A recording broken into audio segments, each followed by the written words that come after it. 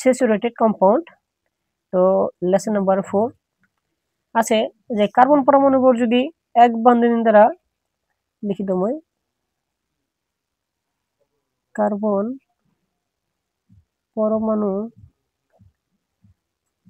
পৰমাণুবোৰ যদি এক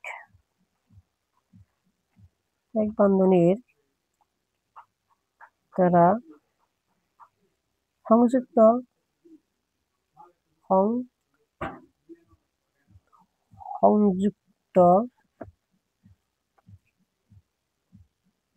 হৈ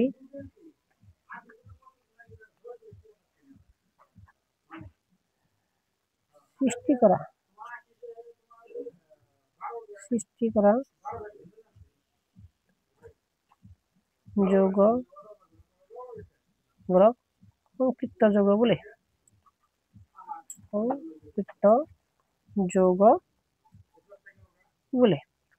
ইয়াতে তোমালোকে জানিবা সংপৃক্ত মানে স্যাচুৰেটেড এক বন্ধনী থাকিব লাগিব, যেনেকুৱা ইথেন C2H6 এতে ইথেন এতে 1 2 এই কারণে এটা ইলেকট্রন আছে অলরেডি আর তিনটা দিব লাগিব। এই কার্বনের কারণে এটা ইলেকট্রন আছে আর তিনটা দিব লাগিব। আমি এটা কি দিম হাইড্রোজেন।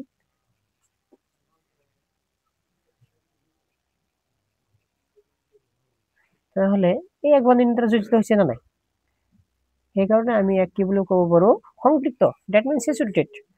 যদি অসংপৃক্ত হয়ে যায়, অসংপৃক্ত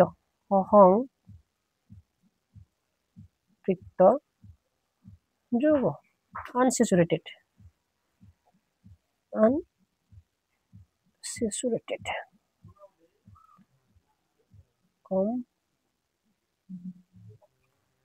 আনস্যাচুরেটেড কম্পাউন্ড।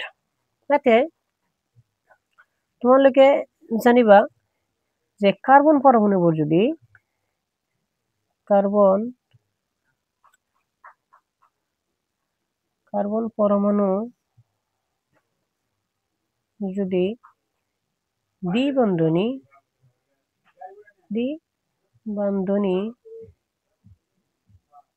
নাইবা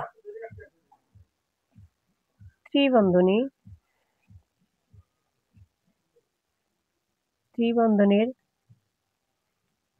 দ্বারা সংযুক্ত হয়ে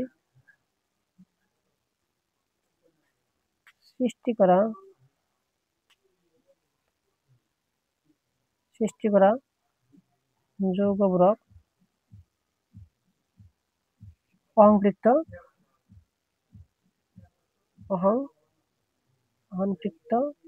যৌগ বলে।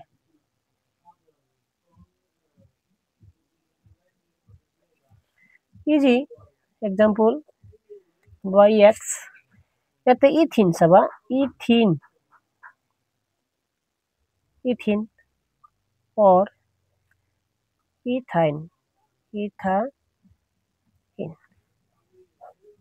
এতে ইথিন মানে ইথ মানে দুটা কার্বন কি আছে ইন হিসিকারাত হসই আর এই হল ন মানে ইন মানে ডাবল বন্ধনী।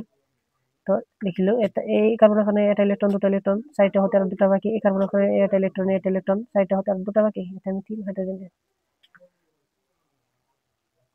তাহলে C2 কি S4 এটা মানে কি অসংপৃক্ত। ইথাইন ইথ মানে কি এটা কার্বন দুটা, আইন এই আকারে হসই ন আইন মানে কি বন্ধনী থাকে ত্রিবন্ধনী। তো ইথ মানে কি এটা কার্বন দুটা, তাহলে বন্ধনী কেটে আছে তিনটা, সরি সি তিনটা বন্ধনী এই হল সি। কারণ এই কার্বনের কারণে এটা ইলেকট্রন দুটো ইলেকট্রন তিনটা সাইডে হতে একটা বাকি, এই কার্বনের কারণে তিনটা আছে এটা দুটো তিনটা সাইডে হতে একটা বাকি, তাহলে কার্বন কেটে এটা দুটা C2 হাইড্রোজেন কেটে দুটা। এইবিলাক এনেকুৱা যদি থাকে তাহলে তোমালোকে ভাবিবা যেটো কি অসংপৃক্ত hydrocarbon unsaturated hydrocarbon. Thank U.